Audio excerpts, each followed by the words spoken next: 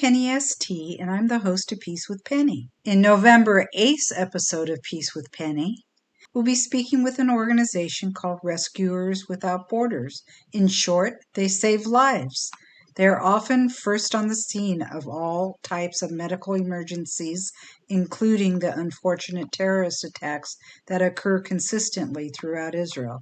They're also a peace organization working with both Israelis and Palestinians through teaching medical skills and administering medical aid to victims, yet they often have to keep their efforts quiet from the communities they both help and train.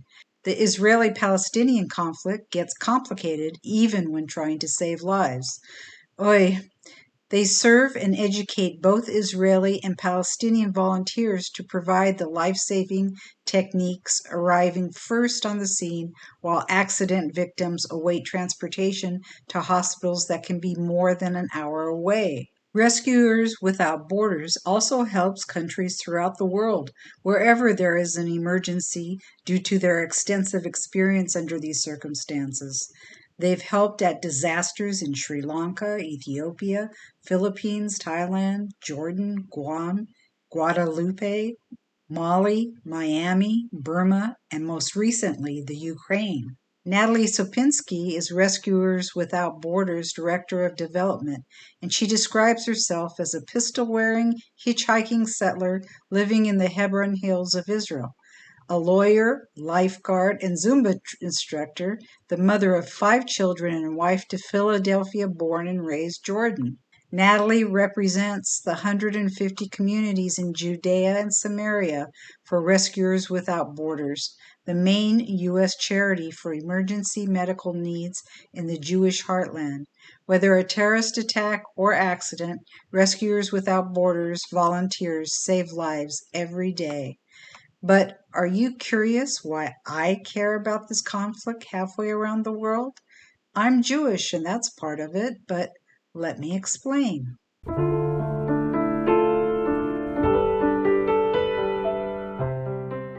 It was the summer of 2014, and for my son's bar mitzvah present, just like many Jewish parents, we wanted him to bond with the Holy Land. It worked perhaps too well.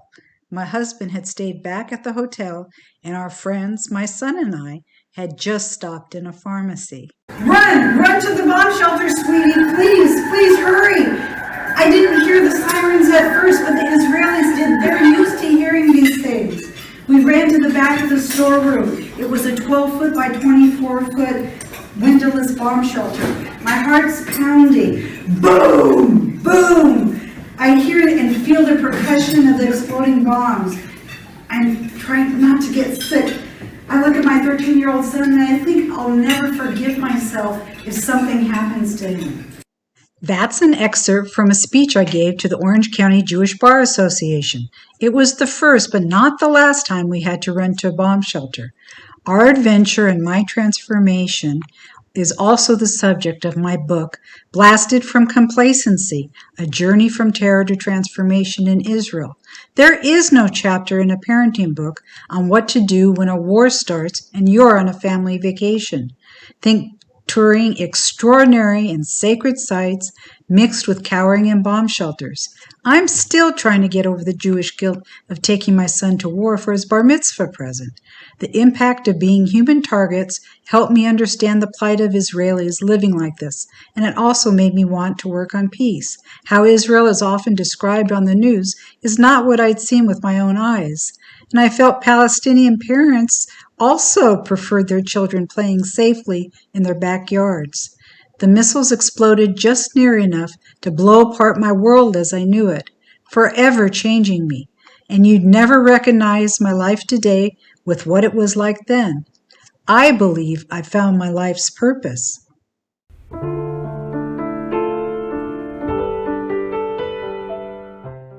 We hope you can join us on November 8th.